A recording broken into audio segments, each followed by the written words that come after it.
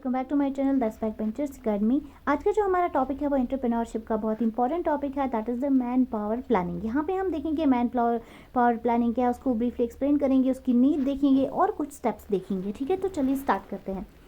सबसे पहले कि मैन पावर प्लानिंग है क्या। ठीक है, सेकेंड नाम जो हम मैन पावर प्लानिंग के लिए यूज़ करते हैं that is the human resource planning.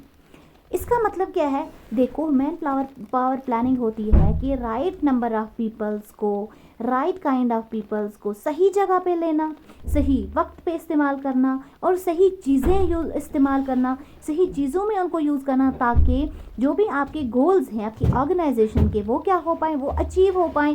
ठीक है, तो ये एक ऐसी प्लानिंग है जहाँ पे आप बहुत सारे आदमियों को सही जगह पे सही right time of place right type चीज़ें करवाते हो। ठीक है, तो सेकंड या हम इसको ऐसे भी बोल सकते हैं कि ये एक ऐसी प्रोसेस है जिस प्रोसेस से हम ऑप्टिमम नंबर ऑफ पीपल्स जो आपके काम को आपके प्रोजेक्ट को कंप्लीट करने में लगते हैं उन लोगों को हम क्या करते हैं, हायर करते हैं, एस्टिमेट करते हैं। देखो ये तो एक नॉर्मल सी चीज़ थी। पहले मैं बताती हूँ आपको कुछ पैरामीटर्स जो हमें चाहिए।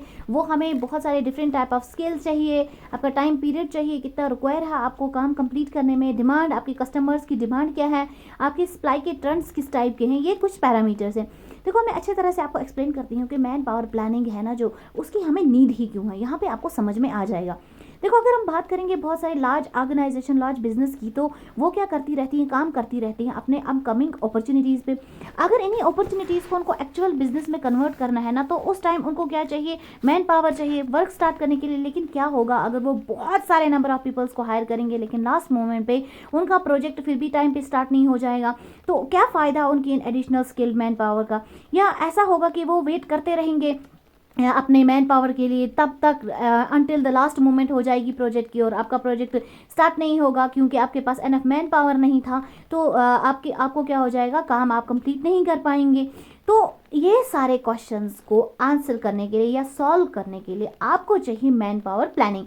आपने अपने स्किल वर्कर्स जो भी है उनको पहले से ही प्लान किया होना चाहिए कि इस टाइम को, इस काम को हमें इस टाइम में कंप्लीट करना है, इतने नंबर ऑफ पीपल्स लगेंगे। अदरवाइज अगर हम ऐसे आंखें बंद करके विदाउट एनी प्लानिंग पीपल्स को हायर करते रहेंगे, ना ही आपका काम स्टार्ट हो जाएगा टाइम पे और ना ही आप अपने गोल्स को अचीव कर पाएंगे। ठीक है, तो इसका मतलब मैन पावर प्लानिंग में आपको कौन सी डिटेल्स चाहिए होती हैं, कैसे, व्हेन एंड हाउ, कैसे हम और कब आप न्यू एम्प्लॉयज़ को एक्वायर कर रहे हैं।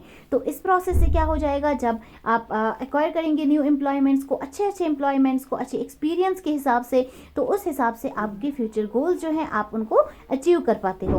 तो इस तरह से मैन पावर प्लानिंग जो है वो आपकी ऑर्गेनाइजेशन को हेल्प करता है, आपको करेक्ट मैन पावर को प्लान करने में हेल्प करता है, जिसकी वजह से आपकी बिजनेस क्या होती है, काफ़ी फ़ायदेमंद रहती है और कामयाब रहती है।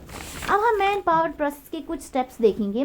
पहले देखो हमारा एचआर डिपार्टमेंट एक होता है, वो हर एक कंपनी का होता है। वो क्या करता है, उसका बेसिक काम होता है कि आपकी कंपनी में ह्यूमन रिसोर्सेज कितने प्रेजेंट हैं उनको देखना। ठीक है, तो कुछ स्टेप्स और कुछ प्रोसेसेस जो आपके मैन पावर प्लानिंग में हैं, देखो वो कौन कौन से हैं। पहला स्टेप आता है अंडरस्टैंडिंग द एग्जिस्टिंग वर्कफोर्स। मतलब इसका मतलब क्या है, मतलब है कि जो आपका एचआर डिपार्टमेंट है आपकी कंपनी का, वो पहले अंडरस्टैंड करता है कि आपकी कंपनी में ऑलरेडी अवेलेबल मैन पावर कितना है। ठीक है, तो जब वो एग्जामाइन करता है उनका बैकग्राउंड, उनके स्किल सेट्स, उनको किस तरह के स्किल्स हैं, उनकी क्वालिफिकेशन, किस तरह की क्वालिफिकेशंस हैं आपके एम्प्लॉयज़ में ऑलरेडी, वो किस लोकेशन पे काम कर रहे हैं। तो जब ये तमाम चीज़ें आपका एचआर डिपार्टमेंट कॉन्टीन्यूसली देखेगा, कॉन्स्टेंटली देखेगा, तो उस तरह से उनको एक आइडिया मिल जाता है कि आपकी बिजनेस को ऑलरेडी कितना टैलेंट प्रेजेंट है, आपकी कंपनी के पास ऑलरेडी कितना टैलेंट प्रेजेंट है और उनको और किस टाइप की नीड है। तो ये है कि आपको ऑलरेडी जो एग्जिस्टिंग वर्कफोर्स है उसको अंडरस्टैंड करना। सेकंड जो स्टेप आता है that is forecasting for the future.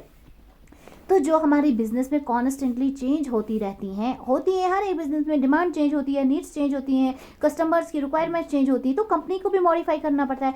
तो इस वजह से जब कंपनी मॉडिफाई कर रही है अपने आप को अकॉर्डिंग टू देयर नीड्स, तो उस वजह से क्या हो जाता है, वो उन बेस्ट एम्प्लॉयज़ को एक्वायर करते हैं जो उनकी ऑर्गेनाइजेशन के लिए सबसे बेस्ट रहेंगे।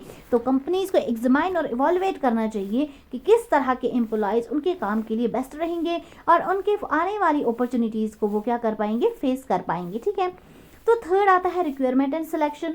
अब रिक्रूटमेंट जो है हमारा यहाँ पे आपकी बिजनेस की रिक्वायरमेंट्स के अकॉर्डिंग आप उन कैंडिडेट्स को सिलेक्ट करते हैं जो उस पोस्ट के लिए बेटर हो, जिसकी स्किल्स काफ़ी अच्छे हों, जिनकी आप प्रेफर करोगे, जिनकी एक्सपीरियंस हो ज़्यादा आप प्रेफर करोगे, जिनकी क्वालिफिकेशन ज़्यादा हो, तो उन एम्प्लॉयज़ को शॉर्ट लिस्ट किया जाता है। ठीक है, जैसे मैनेजर पोस्ट के लिए हाई फाई क्वालिफिकेशन चाहिए, लेबर्स चाहिए, तो लेबर्स के लिए अगर ज़्यादा क्वालिफाइड बंदा नहीं भी होगा तो 8 पार्ट भी हम ले लेते हैं, या बिल्कुल इलिटरेट बंदा भी ले लेते हैं जिनकी लेकिन स्किल्स हों अच्छी।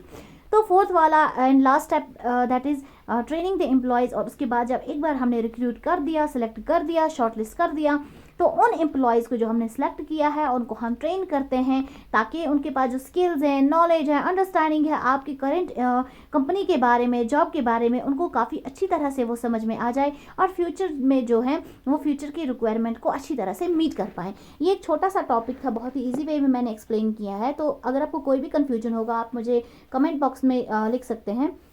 So if you are new on my channel, kindly like, comment, share and subscribe. Press the bell icon for new videos. Thank you so much.